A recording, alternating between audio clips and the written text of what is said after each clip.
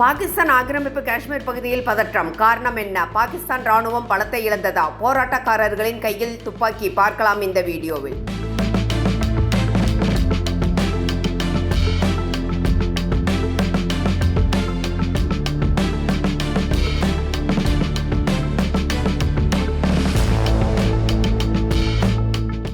News pulse Tamil அன்பு இதயங்களுக்கு வணக்கம். பாகிஸ்தான் ஆக்கிரமிப்பு காஷ்மீரில் ஜூன் 9 போராட்டம் அறிவிக்கப்பட்டுள்ளது. ஆனால் இதற்கு முன்னதாக ஏற்பட்ட மோதல்களில் 11 பேர் உயிரிழந்தனர், 70க்கும் மேற்பட்டோர் காயமடைந்தனர். இந்த மோதல்கள் ஜாயிண்ட் அவாமி ஆக்ஷன் கமிட்டி என்ற அமைப்பின் ஆதரவாளர்கள் மற்றும் பாதுகாப்பு படையினருக்கு இடையே ஏற்பட்டது. இந்த அமைப்பினர் தான் கடந்த ஆண்டு பாகிஸ்தான் அரசுக்கும் இராணுவத்துக்கும் எதிராக போராட்டத்தில் ஈடுபட்டு இருந்தனர். போராட்டத்திற்கான காரணம் என்ன என்று பார்க்கலாம். Joint Awami action committee July 27 அன்று நடைபெறவிருக்கும் சட்டமன்ற தேர்தலை எதிர்த்து வேலை நிறுத்த போராட்டம் மற்றும் முழு அடைப்பு போராட்டத்திற்கு அழைப்பு விடுத்துள்ளது. இந்த அமைப்பு என்ன கூறுகிறது என்றால், ஆசாத் ஜம்மு மற்றும் காஷ்மீர் சட்டமன்றத்தில் உள்ள இந்த ஒதுக்கீட்டு இடங்களை ரத்து செய்ய வேண்டும். காஷ்மீரில் வாழும் மக்களே தங்களது பிரதிநிதிகளை தேர்ந்தெடுக்க வேண்டும். கடந்த வாரம் பாகிஸ்தான் ஆக்கிரமிப்பு அரசு JAACயை பயங்கரவாத எதிர்ப்பு சட்டத்தின் கீழ் தடை செய்யப்பட்ட அமைப்பாக அறிவித்தது. ஜூன் 9 முன்பாக உள்நாட்டு மற்றும் வெளிநாட்டு சுற்றுலா பயணிகள் அந்த பகுதியை விட்டு வெளியேறுமாறும் அறிவுறுத்தப்பட்டது. கடந்த 2 ஆண்டுகளாக இந்த அமைப்பு மாவு விலை உயர்வு, மின்சார கட்டண உயர்வு, வாழ்க்கை செலவு அதிகரிப்பு ஆகியவற்றுக்கு எதிராக பெரிய அளவிலான போராட்டங்களை நடத்தியது. அந்த போராட்டங்களிலும் பாதுகாப்பு படையினருக்கும் JAAC ஆதரவாளர்களுக்கும் இடையே ஏற்பட்ட மோதல்களில் உயிரிழப்புகள் ஏற்பட்டன. இந்த போராட்டம் தொடர்ந்து நடைபெறும் தற்போது மிகவும் தீவிரமான கட்டத்தை அடைந்துள்ளது. இதை கட்டுப்படுத்தவும் தடுக்கவும் பாகிஸ்தான் அரசு முற்றிலும் இயலாமையில் உள்ளது. இப்போது எண்ணி பார்த்தால் பாகிஸ்தானின் பாதி பகுதிகளே பாகிஸ்தான் அரசுக்கு எதிராக ஒரு விதத்தில் போராடி கொண்டிருக்கின்றன என்று கூறலாம். உதாரணமாக பலுசிஸ்தான், ஹைபர் பக்துன்வா ஆகிய பகுதிகளை எடுத்துக்கொள்ளலாம். இப்போது பாகிஸ்தான் ஆக்கிரமித்துள்ள ஜம்மு காஷ்மீரிலும் அதே போன்ற போராட்டங்கள் நடைபெற்று வருகின்றன. இதன் ஒரு பகுதியாக JAAC உள்பட சில அமைப்புகள் ஜூன் 9 முழு பிராந்திய அளவிலான வேலை நிறுத்தம் நடத்தப்படும் என்று பெரிய அளவில் அழைப்பு விடுத்துள்ளன. அந்த பகுதியில் தற்போது 14,000க்கும் மேற்பட்ட பாதுகாப்பு பணியாளர்கள் நியமிக்கப்பட்டுள்ளனர். காரணம், அங்கு ஜூலை மாதத்தில் தேர்தல் நடத்த பாகிஸ்தான் அரசு திட்டமிட்டுள்ளது. இந்த தேர்தல்களுக்கு எதிராகவே மக்கள் போராட்டம் நடத்துகிறார்கள். இந்த தேர்தல் நடைபெறக்கூடாது என்பதே அவர்களின் கோரிக்கை. அதற்கு காரணம், தேர்தலுக்கு பிறகு பாகிஸ்தான் அரசு பாகிஸ்தான் ஆக்கிரமிப்பு காஷ்மீர் மீது முழுமையான கட்டுப்பாட்டை ஏற்படுத்த முயற்சிக்கும் என்று நம்புகின்றனர். தற்போது முசாஃபராபாத் பகுதியில் கடுமையான போராட்டங்கள் நடைபெற்று வருகின்றன. இந்த மோதலில் போராட்டக்காரர்கள் தரப்பில் குறைந்தபட்சம் 11 பேர் உயிரிழந்ததாகவும் 63 பேர் காயமடைந்ததாகவும் கூறப்படுகிறது.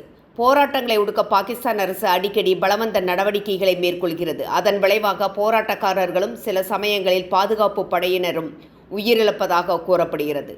மேலும் போராட்டக்காரர்கள் ஜாயிண்ட் அவாமி ஆக்ஷன் கமிட்டி என்ற அமைப்பை உருவாக்கியுள்ளனர். பாகிஸ்தானின் சில பயங்கரவாத எதிர்ப்பு சட்டங்களின் கீழ் இந்த அமைப்பு தடை செய்யப்பட்டதாக கூறப்படுகிறது. இருந்தாலும் வீரியத்துடன் செயல்பட்டு வருகிறது. இந்த அமைப்புகள் தொடர்ந்து தங்களுடைய போராட்டங்களையும் மக்கள் இயக்கங்களையும் நடத்தி வருகின்றன. தற்போது நடைபெறும் இந்த பெரிய போராட்டமும் அவர்களுடைய கொடியின் கீழ்தான் தொடங்கப்பட்டுள்ளது. கடந்த செப்டம்பர் மாதத்தில் நடந்த போராட்டங்களிலும் இந்த ஜாயிண்ட் அவாமி ஆக்ஷன் கமிட்டி மற்றும் சில அமைப்புகளின் பங்கு இருந்ததாக கூறப்படுகிறது.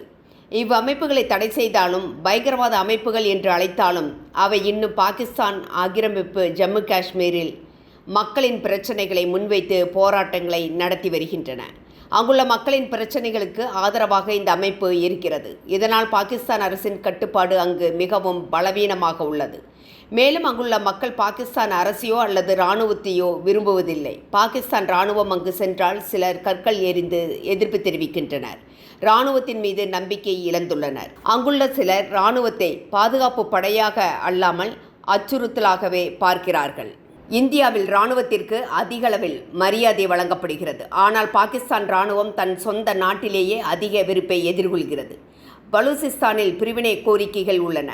ஹைபர் பக்துன்வா பகுதியில் வேறு அரசியல் கோரிக்கைகள் உள்ளன.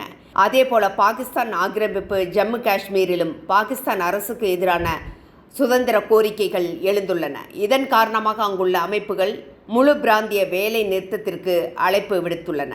கேங் கான்ஃப்ளிக்ட் போன்ற சூழல் பாகிஸ்தான் ஆக்கிரமிப்பு காஷ்மீரில் ஏற்பட்டுள்ளது.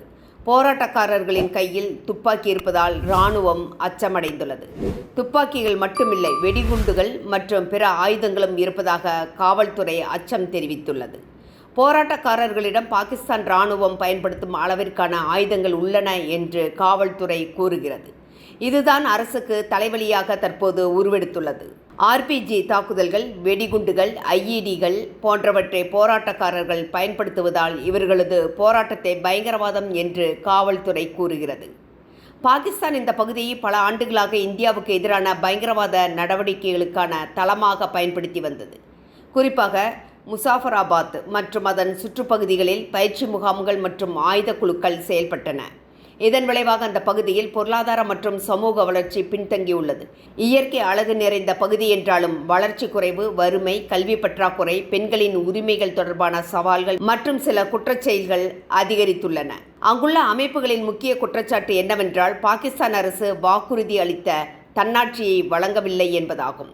இத்துடன் பாகிஸ்தானின் பிற பகுதிகளில் இருந்து மக்களை கொண்டு வந்து அங்கு குடியேற்றுவதன் மூலம் அப்பகுதியின் மக்கள் தொகை அமைப்பை மாற்றி அரசியல் கட்டுப்பாட்டை அதிகரிக்க முயற்சி செய்யப்படுகிறது. இந்த கோரிக்கைகளை முன்வைத்து கடந்த செப்டம்பர், அக்டோபர் மாதங்களிலும் போராட்டங்கள் வெடித்தன. தற்போது ஜூன் மாதத்திலும் மீண்டும் தொடங்கியுள்ளன.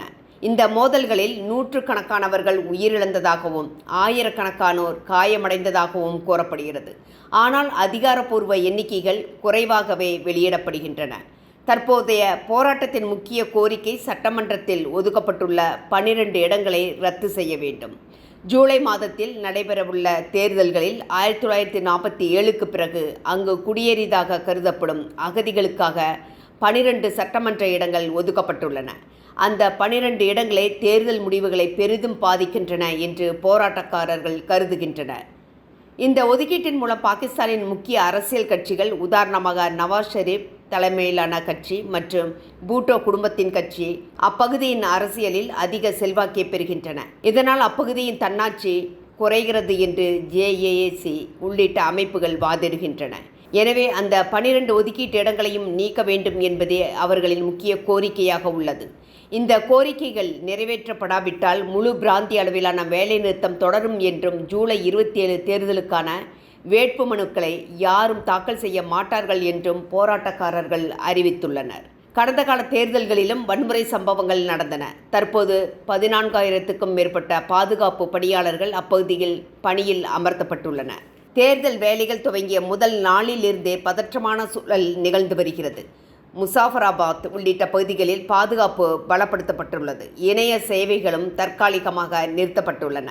தேர்தல் நடைமுறைகள் முடியும் வரை காவல்துறை மற்றும் இராணுவத்தினர் பாதுகாப்புக்கு நிறுத்தப்பட்டுள்ளனர் என்றாலும் தொடர்ந்து போராட்டங்கள் நடந்து வருகிறது. இறுதியாக இந்த போராட்டங்களை கட்டுப்படுத்துவதில் பாகிஸ்தான் அரசு செயலிழந்துள்ளது. நண்பர்களே, உங்களது கருத்துக்களை எங்களுடன் பகிரவும். உங்களது ஆதரவு எங்களுக்கு மிகப்பெரிய ஊக்கமாக இருக்கும்.